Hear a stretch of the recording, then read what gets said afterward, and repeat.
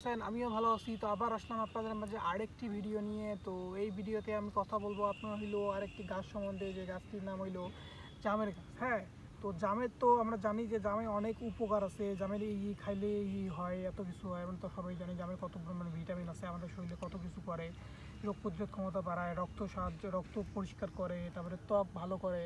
তো এগুলো করে আর কি জাম। তারপরে ডায়াবেটিসে উপকার করে। কিন্তু জামের যে কিছু অপকার আছে সেটা কিন্তু আমরা জানি না। জামের কিছু অপকারী দিক আছে, সব কিছুর কিন্তু একটা ক্ষতিকর বা ভালো দিকে থাকে। তো জামেরও ঠিক সেই রকম একটা অপকারী দিক আছে। তো এই ভিডিওতে আমি সেই জামের অপকারী দিক সম্বন্ধে বলবো আপনাদের, জামের কী কী অপকারী দিক আছে। হ্যাঁ, তো এই এই এইগুলো ভালো করে মেনে চলবেন। জামের অপকারী দিকগুলো ভালো করে মেনে চলবেন, তাহলে আপনাদের শরীর স্বাস্থ্য অনেক ভালো থাকবে। হ্যাঁ, তো অবশ্যই জামের অপকারী দিকগুলো একটু মনোযোগ সহকারে শুনবেন, এবং যারা যারা জানেন না তাদেরকে এই অপকারী দিকগুলো ভালো মতো জানাই দেবেন। তো জাম খাওয়ার মাঝে কিছু সাধারণ অপকারিতা থাকে কিন্তু। তো কীগুলো সেগুলো হলো, জামে অতিরিক্ত চিনি সংক্রান্ত অপকারিতা থাকতে পারে। তো চিনির মাধ্যমে অতিরিক্ত ক্যালারি আপনার শরীরে সংগ্রহ হতে পারে এবং শরীরের মধ্যে সুগারের স্তর বৃদ্ধি ঘটতে পারে। তো এটি মেটাবলিক সিনড্রোম, ডায়াবেটিক্স এবং ওজন বৃদ্ধির জন্য অনেক কিন্তু ঝুঁকিপূর্ণ হয়ে উঠতে পারে আপনাদের বেশি খেলে জাম। তারপর হলো, জাম কার্যকর কর্মক্ষেত্র নষ্ট করতে পারে কিন্তু। তো এই কার্যকর কর্মক্ষেত্র কি? জামের উচ্চ চিনির পরিমাণ আপনার দাঁতের ক্ষতি করতে পারে এবং দাঁতের ক্ষতির উপাদান হতে পারে কিন্তু।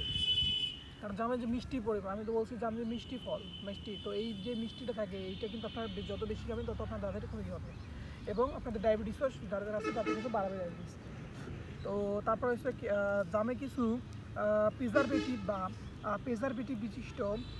বিশিষ্ট অন্তর্নিহিত থাকতে পারে, যা নিম্নলিখিত সমস্যাগুলির সৃষ্টি করতে পারে। তো কী সেগুলো আপনার হইলো অ্যালার্জির অকারণে অ্যাস্থমা, তারপর হলো পারস্টেটিক রিয়াকশন, তারপর হলো গ্যাস্ট্রোলাইজেনাল সমস্যা, অগ্নাশয়ের প্রতিক্রিয়া, এবং আরও অনেক সমস্যা হতে পারে আপনাদের জাম বেশি খেলে।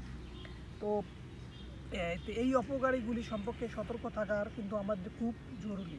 তো মাত্রাতিরিক্ত জাম খাওয়ার মাধ্যমে সুস্থ পশু আর অপ্রয়োজনীয় সামগ্রী সংগ্রহ হতে পারে। আপনার ব্যক্তিগত স্বাস্থ্য অবলম্বনে করতে প্রয়োজন হলে স্বাস্থ্যসেবা প্রদানকারীর সাথে কিন্তু পরামর্শ পরে হইতে পারে। মানে আপনাদের এমন হতে পারে যে এগুলো বেশি করার কারণে আপনাদের হাসপাতালও ভর্তি থাকতে হচ্ছে। তাই এই জন্য আমরা কী করতে হবে, আমাদের এগুলো থেকে বেশি খাওয়া যাবে না, খুব পরিমাণ খাইতে হবে, খুব কম পরিমাণ খাইতে হবে।